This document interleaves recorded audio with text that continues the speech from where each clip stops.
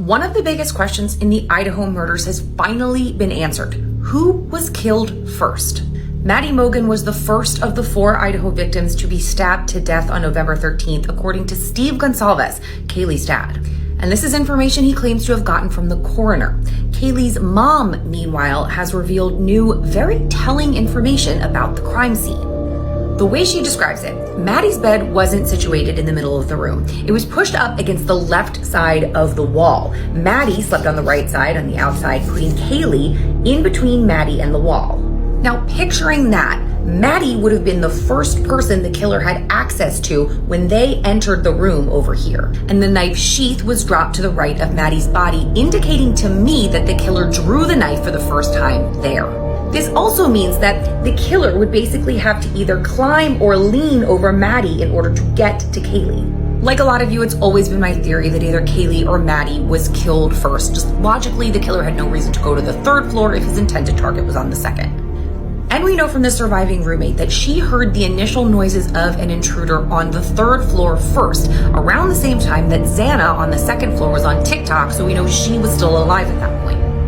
Now, just because Maddie was killed first does not necessarily mean that she was the intended target, but this does really strengthen the case for that argument.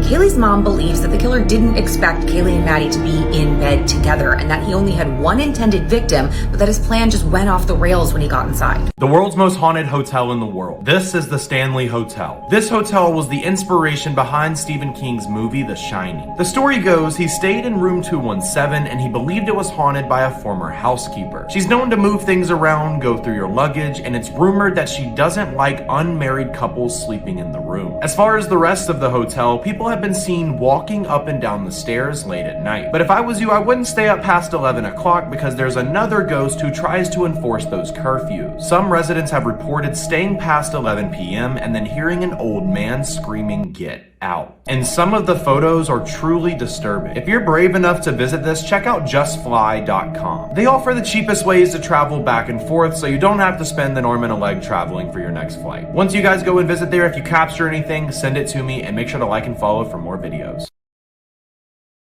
Whatever you do, never go searching for this video. These 5 friends were forced to kill each other by the Mexican cartel. These 5 young aged from 19 to 22 were looking for some sort of employment, and they were promised a high-paying job at a call center.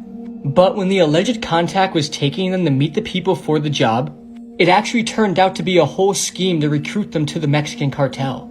And when all 5 of these boys said they didn't want to join, the cartel then said okay and tied them up, taped their mouth and took a picture, and then recorded one of the friends killing all the other 4 friends. And after that, they put the 5th one, who just killed all of his friends, into a car and set it on fire.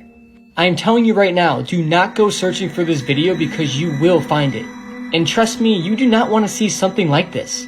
This case is absolutely horrific, and the fact that this happens way more often than we think is just extremely scary and disturbing. It's just sad that these young men were just trying to get a job and make some money for themselves, but instead it turned into a living nightmare. Rest in peace, these 5 young men. This girl killed her mum and then texted a photo of her body to her dad. In 2013, Rachel Hudson and her family were supposed to be celebrating Thanksgiving at their home in Virginia. However, the holiday would take a horrendously sinister turn. Rachel's mum was terminally ill 58-year-old Susan Lee. Rachel had been her mum's carer since she was just 9 years old. On the evening in question, Rachel and her dad got into an argument. When her dad left the house the next day to make the most of the Black Friday sales, Rachel did something unthinkable. She took a weapon out of the wardrobe and loaded it. She apparently thought about unaliving herself at this point, but she didn't want to put her mum through the trauma of finding her body. She then walked into the room where her mum was and said, "I'm sorry, this is what has to happen." Her mum apparently told her, "You're crazy," and this is the point where Rachel killed her mum. When she texted her dad to break the news to him, he obviously didn't believe what she was saying. She then took a photo of her mum's body and texted it over to her dad. Rachel was sentenced initially to 50 years in prison, but this was reduced to 18 years because of an apparent undiagnosed mental illness.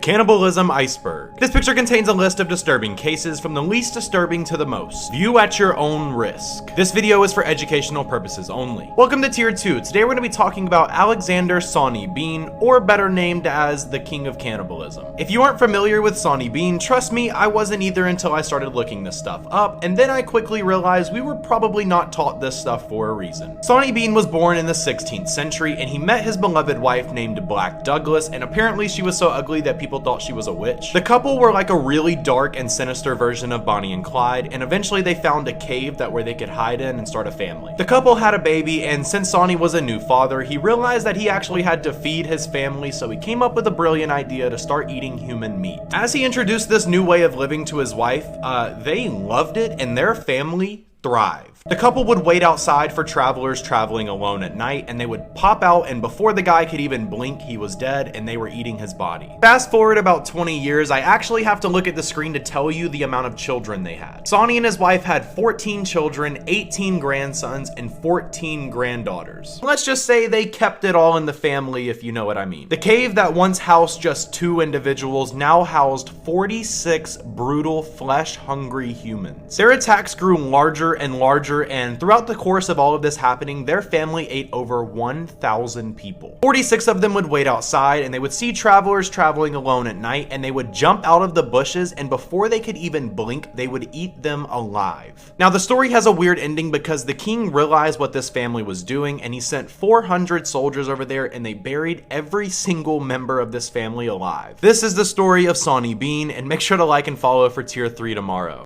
Since the capture of Danilo Cavalcante, it is said that he's been under a watchful eye in prison. He's being held at a specialized observation unit at SCI Phoenix for security reasons.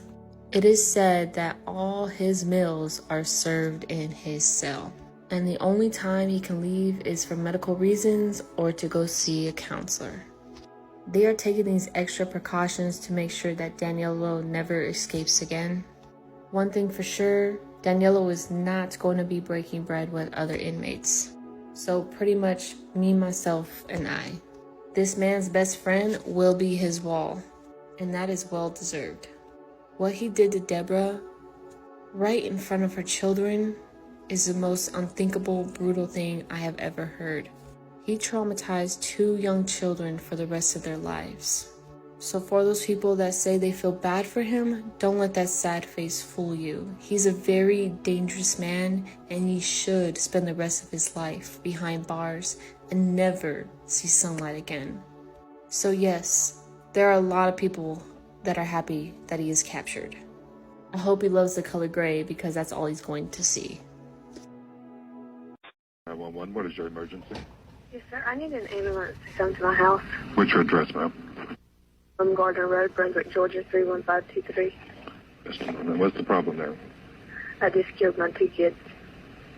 What's your name, ma'am? Julia Murray. What is it? Julia Murray. And you said you killed your 2 kids? Yes, sir. How old are they? 2 and 4. How did you kill them? I drowned in them. Julia, are you with me? No, I just shot myself. You just shot yourself? Yes, With what? a gun. Okay. Please hurry. Okay, I got them on the way, Julia. I'm just trying to keep you on line with me until they get there. Is that okay? Will you talk to me? Julia. Julia, can you hear us? Is your door open? Will we be able to get in?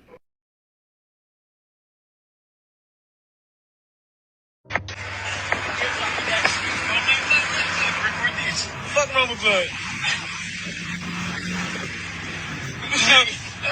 Ready? Yeah. Hit his ass. So these teenagers that stole this car, that would be fun to also hit people with that stolen car. And this is based out of Las Vegas. A 17-year-old boy faces open murder charges nearly 2 weeks after he allegedly hit and killed a bicyclist in the northwest Las Vegas Valley. On August 14th, around 6 p.m., Metro Police responded to a hit-and-run crash. When officers arrived at the scene, they found a 64-year-old bicyclist suffering from life-threatening injuries. What is this world coming to? Police later found and arrested a 70-year-old driver of the Hyundai and determined the car was stolen and that he was fleeing a separate hit-and-run crash. The driver also involved with several other vehicle thefts throughout the morning. So apparently he was trying to act like it was the game GTA. On August 29th, the Las Vegas Police Department detectives found a social media video of the hit-and-run crash and determined that it was an intentional act. And how they just laughed about it and said, yeah, let's hit him. Killed a 64-year-old man, an innocent man. Let me know your guys' thoughts in the comments, and I will keep you guys Loaded, and they were both found dead. She must have been out of her head. On June 14th, 2012, 25-year-old Rose Chase and her husband Adam were allegedly having an argument because Rose was having difficulty getting pregnant. This argument led to Rose shoving Adam down 2 flights of stairs where he succumbed to his injuries and died. Did she report it to police? Absolutely not. For the next few months, Rose kept Adam's body in the basement where she would slowly dismember his body and bury it on her mother's property. Let me add this, all while this was happening, she was raising her and Adam's 4-year-old son in the same house his father was decaying in. Adam was eventually declared missing and she would go on news stations begging for his return. Adam, if you are seeing this, can you please come home to your family? They really do miss you. Wasn't really convincing and she eventually confessed to investigators. In 2014, she was sentenced to 24 years in prison and later claimed that the sentencing was too harsh and extreme. Please be warned that this true crime case is incredibly disturbing. This man killed his son after his son found his horrifying selfies. You'll feel physically sick by what this man photographed. It was 2012 and Mark Redwine was living in picturesque Colorado. Mark had been divorced twice and had 2 kids with his ex-wife Elaine. The pair were in a custody battle over 13-year-old Dylan Redwine. Dylan had actually expressed to his brother Corey that he felt uncomfortable visiting his dad. It would later be revealed the likely reason for this. Some horrifying images that the brothers found in 2011. On the 18th of November, Mark picked Dylan up from the airport. Dylan had finally agreed to go on a trip to visit his dad. CCTV from the airport showed that the pair were barely interacting. Via text, Dylan agreed that the next day he would go to his friend's house. He was due to arrive there about 6:30 a.m. the next day. His last text was that night at 9:37 p.m. However, Dylan never showed up at his friend's house. His friend sent Dylan a text message at 6:46 a.m. seeing where he was. Unfortunately, he would never get a reply. Mark would later claim that Dylan had left the house and never returned. A huge search of the local area began. Now, within days of the disappearance, one of Mark's ex-wives told police something interesting. Disturbingly, he told her that if he ever had to get rid of a body, he would dispose of it in the mountains. He also apparently said to her that he would kill the kids before he let her have them. Mark was actually interviewed on TV and asked about his ex-wife's allegations against him. He appeared very suspicious to viewers and was talking about Dylan in the past tense. A whole 7 months passed until Dylan's body was tragically found. He was found only around 8 miles from Mark's house, just off an ATV trail. A witness actually came forward and said that they had seen Mark driving alone in the area in April 2013. Mark was very familiar with that area and actually owned an ATV himself. Mark and Dylan's mum also appeared on the Dr. Phil show.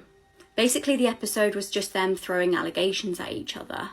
Interestingly, Mark failed to do a lie detector test. Then a telling discovery was made. In August 2013, police found Dylan's blood and human cadaver smell in Mark's lounge. A cadaver dog also indicated that human remains were present in the washing machine, on Mark's clothes, and in Mark's vehicle. Mark was arrested for second-degree murder and child abuse. So what were these disgusting photographs that the boys had found? The pair had discovered photos of Mark dressed in women's underwear consuming feces out of a nappy. I obviously cannot show these images on TikTok for obvious reasons, but you can find them on Google, but just be very prepared for disgusting images. Dylan and his dad's relationship had been gradually declining, and Dylan had actually asked his brother to send him the images so that Dylan could confront his dad. He had no idea that doing so would be fatal. The prosecution stated that this had triggered rage in Mark. He then killed his own son in the lounge of his house. He was eventually sentenced to 48 years in prison.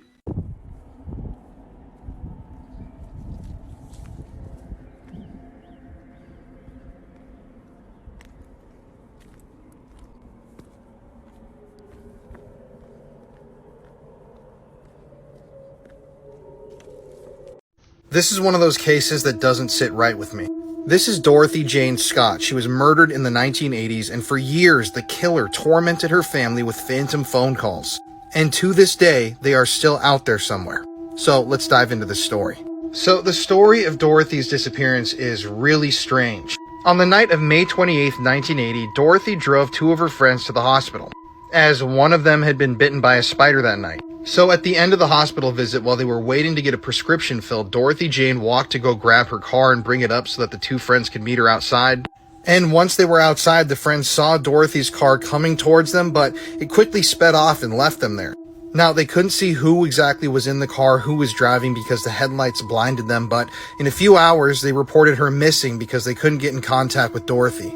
And she would be missing for years. So in the months leading up to her murder, Dorothy had acquired a stalker. She had been receiving phone calls at work from a strange, unidentified male caller. And on these phone calls, this guy would tell her how much he loved her, and then he would state that he intended on killing her soon. One day, this phantom man even told Dorothy to go outside because he left a surprise on her car, and when she went outside to look, there was a single dead rose on her windshield, which is very creepy. On one of these particularly gruesome phone calls, the caller even stated that he planned on abducting Dorothy and chopping her up into little bits so that no one would ever find her. So these phone calls obviously terrified Dorothy, and in the week leading up to her disappearance, she started taking karate lessons. Okay, so let's flash back to the night that Dorothy disappeared. Remember, her friends were waiting for her outside of the hospital when they saw her car speed by them, but they couldn't see who was inside the vehicle. At around 4:30 a.m. that morning, 5 hours or so after they saw her car speeding away, the car was found abandoned in an alleyway 10 miles from the hospital, and it was on fire, which torched all evidence that could have been in the vehicle. So Dorothy would be missing for years, 4 years in fact. But it only took 1 week after her disappearance for the killer to start calling her own parents. So about every Wednesday afternoon for a period after Dorothy went missing, this caller would call her parents and say the strangest things. He would tell them things like, "I have her." He would also claim that he was the one who killed Dorothy. He was basically tormenting her parents and saying that he knows exactly where she is and what had happened, but he was never going to tell them. Now, 4 years later, this was going on for 4 years, in April of 1984, this caller once again called Dorothy's family, but instead of her mom picking up the phone that night, her dad did. And after her dad picked up the phone calls completely stopped. That is, until a few months later. Now, in August of 1984, a construction worker would come across a set of bones that belonged to a human and a dog. And those bones were eventually revealed to be those of Dorothy's. And immediately after her remains were found, the caller once again began to call her parents. This time, the police installed a recorder that bugged the family's phones. They were trying to get this guy's voice on recording and trace the phone calls, but the calls were never long enough for them to trace, and they still had no idea who this guy was. To this day, authorities still don't know how Dorothy died. And even though the phone calls eventually stopped, the killer's never been brought to justice. Now, the only suspect that's ever emerged in this case still doesn't have a name. It's the same guy that called, obviously, Dorothy's family, but it was a man who called a local newspaper just a few days after Dorothy went missing. And on this phone call, this guy said that he loved Dorothy, she had been cheating on him, and that he was the one who killed her. So that means that to this day, this killer is probably still out there somewhere, and they've never been brought to justice. This crime occurred over 40 years ago. There are no leads, and I don't think that this is a case that will ever be solved. If this killer dies, I'm sure that they're going to take this secret to the grave with them. Okay, guys, you really seem to like these teacher stories, so here's another one for you. I've received more messages about this one than any of the others. This is 35-year-old Crystal Frost, and as you can see, she is or was a married mother of 3. She was also a math teacher here at Crenshaw Christian Academy, and that's located in Luverne, Alabama. I think I'm saying that right. It is just south of Montgomery. So Crystal resigned from Crenshaw Christian Academy around August the 24th after allegations were made that she was sending unclothed photos via Snapchat to a 15-year-old male student. And Crystal's dirty little secret got out because this 15-year-old boy was showing this photo to his classmates. Reports say that after she sent her photo to the student, that she asked him to send a photo back to her of, quote, abs and below. The photo Crystal sent to the male student was of her bare chest. After the school district became aware of this, an administrator confronted Frost about it, and she admitted to it. As you can see in this article here, she had just been named as the varsity cheer coach for Crenshaw Christian Academy. And she also admitted to sending an inappropriate photo to the cheerleaders where she pulled her Nike shorts up so high that her butt cheeks were hanging out, and she said she just sent it as a joke. While the police were investigating this inappropriate photo that she sent to the 15-year-old male student, they uncovered that she and this 15-year-old male had actually had sex. And during all of that, they discovered that a similar situation had been going on with Frost and a 16-year-old male student. The 15-year-old male student stated that after she sent the inappropriate image to him, that then she offered sex to him, and that she met him on at least 4 different occasions on property owned by his family. There was also an incident where this child went to do his chores and went to feed his dogs, and she met him and performed acts with her mouth on him. All right, so the article says that early in the summer that this 15-year-old student put an end to the relationship they were having. And then police uncovered, like I said before, a similar situation with a 16-year-old student. It is said that she sent a similar photo of her unclothed chest to this 16-year-old student, and that they met on one occasion, and that she did not have any conversation with him during the entire time that they're having this sex. And then afterwards, she sent 2 more lewd photos, and then she blocked him. Reports say that in a police interview that she did confess to these acts. These are her charges. She has 1 count of traveling to meet a child for an unlawful S act, 2 counts of distributing obscene material, and I think 2 counts of electronic solicitation, and 2 counts of a school employee engaging in an S act. All right, and she was released. Looks like this was on September the 1st, and you can see the conditions of her release here. She has to appear and submit to all orders and processes of the court, refrain from committing any criminal offense. She cannot depart the state of Alabama. She has to promptly notify the clerk of court of an address change. She cannot attend or appear at any event or any public place alone and without a spouse or adult family member where any persons under the age of 18 years is present.